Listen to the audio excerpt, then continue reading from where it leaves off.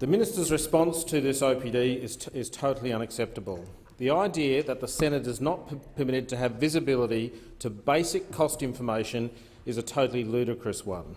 We're dealing with a $100 billion project. The public interest lies in disclosure, at the very least, of basic information. I will describe to the chamber what number is being sought here. It's not a number of a submarine that might be sold into another market. It's not even a real submarine. It's a pre-concept design. That is, it is an indicative design to a set of very top-level requirements.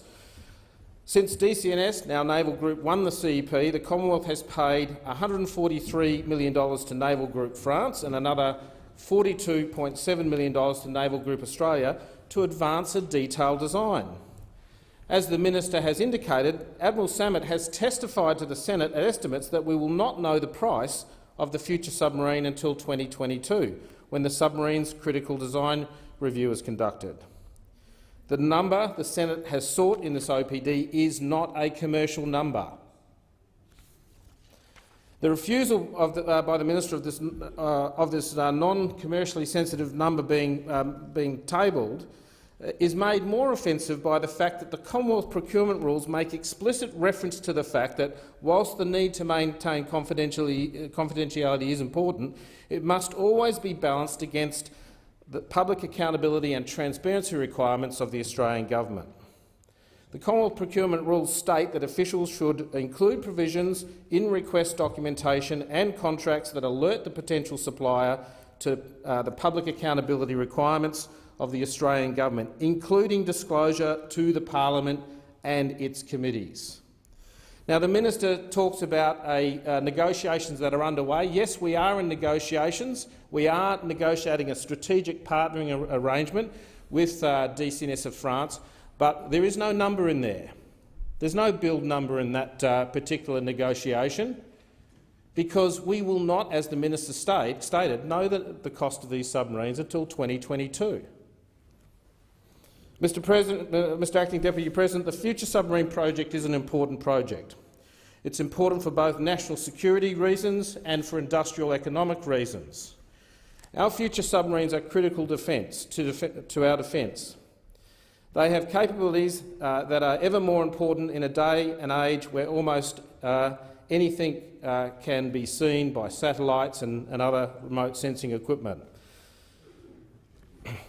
Peacetime roles for submarines include basically having the deterrent so that we don't ever have to go to war, but also getting ready for war, making sure our sailors can go to sea and train, making sure they can develop tactics for their submarines, making sure that they can keep an eye on neighbours through intelligence gathering exercises or operations. It also can be used for policing activities, for counter-terrorism roles, for fisheries patrols and also for special forces operations. That's just in peacetime. In wartime we crank that up to anti-submarine warfare, anti-shipping warfare, mining, special forces operations. This future submarine is an important capability. It's also important from an industrial perspective. It's part of the government's naval shipbuilding program, which is an important program and one that Centre Alliance supports. We can't get this wrong.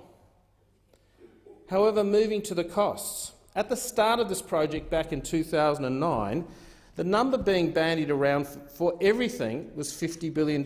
That's for everything. The 2016 Defence White Paper Integrated Investment Plan indicated the future submarine design and build would be $50 billion on an outturn price basis, meaning that things such as inflation were built in. On the 20th of May this year, Defence gave evidence to estimates that the future submarine design and build cost will be $50 billion in constant dollars, as the Minister has just reiterated. That's just to make sure everyone's clear, that's for acquisition. There's still another $50 billion being set aside for sustainment.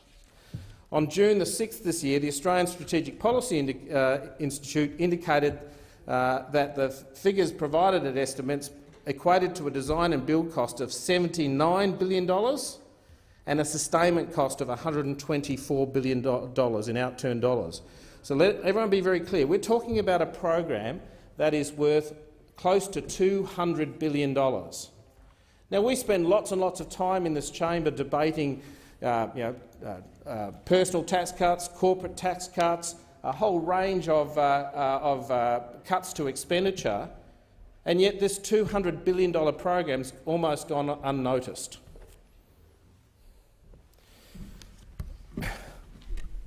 We've got a project that started off at $50 billion and has doubled, and the Senate is blind as to the reasons.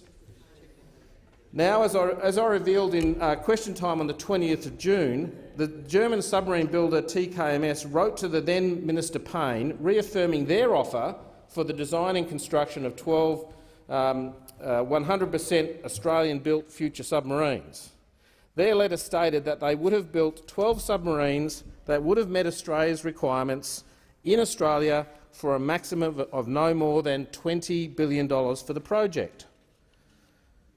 It's off the back of that I want to know what the French number was. We have an acquisition cost of $50 billion in constant dollars. The submarine should be less than $20 billion. Where's the additional money being spent?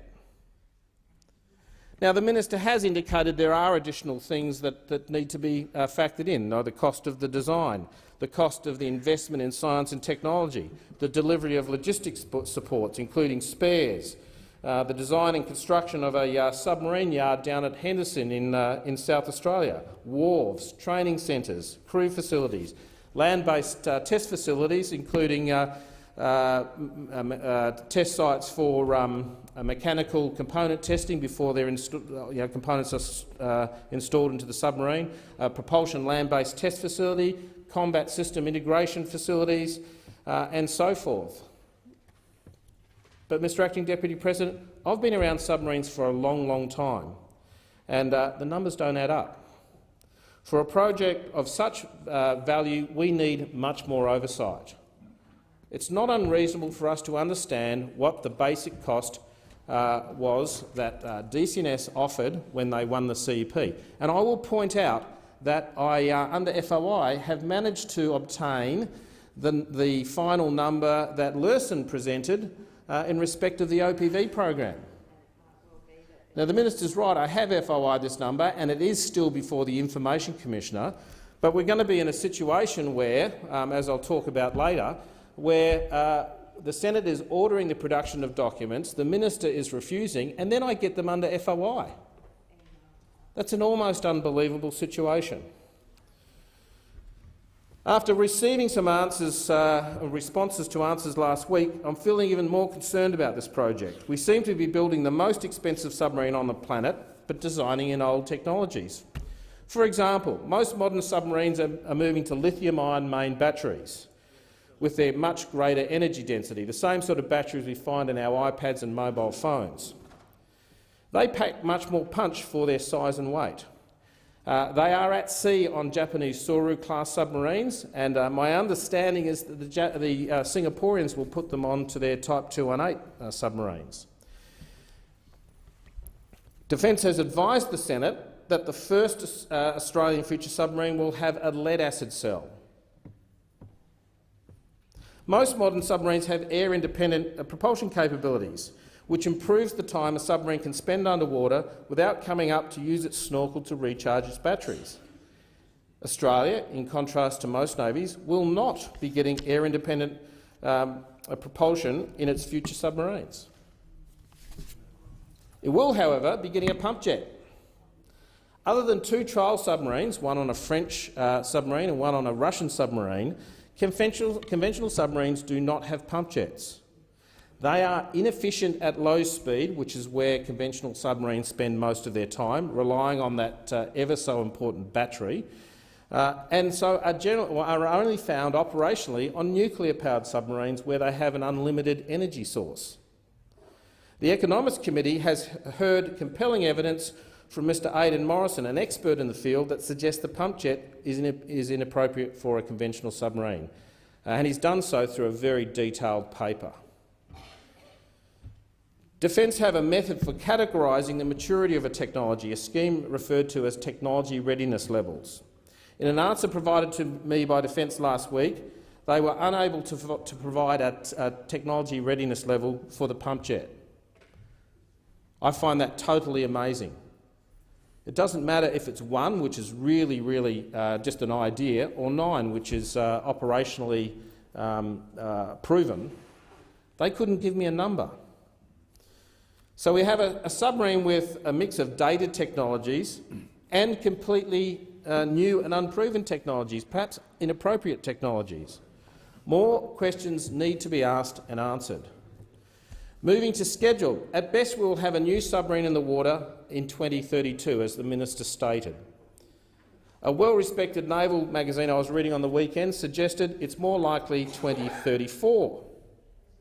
All the while we have Russian warships venturing back into the Coral Sea, Chinese submarines regularly deploying into the Indian Ocean, and talks of foreign naval bases being established in the Pacific. Yet we're designing a unique submarine that will get us to the South China Sea in the late 2030s. All the while we have the Chinese coming to us. We have the Chinese operating their military assets in our waters today, yet we are pitching for a high-risk, high-cost submarine that may or may not be delivered in good working order in 2 decades from now. We need to revisit what we're doing. This HMAS Turnbull-class submarine needs to go the way of its namesake. Finally, I wish to draw the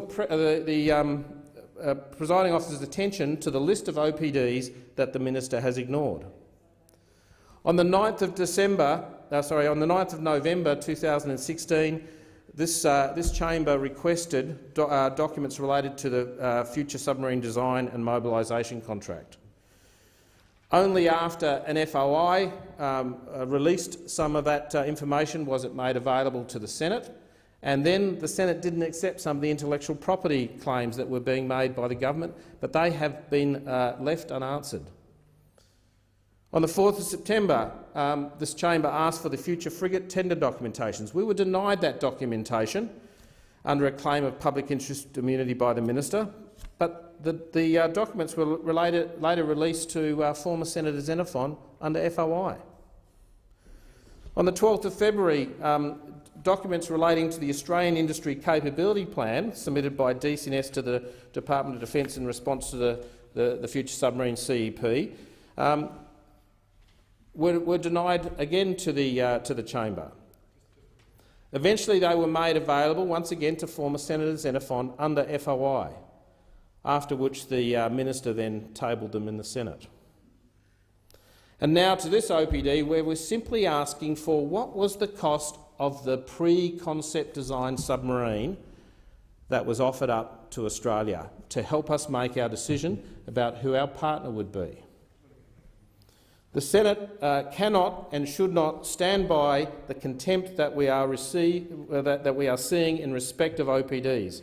At some stage, the Senate needs to enforce its orders.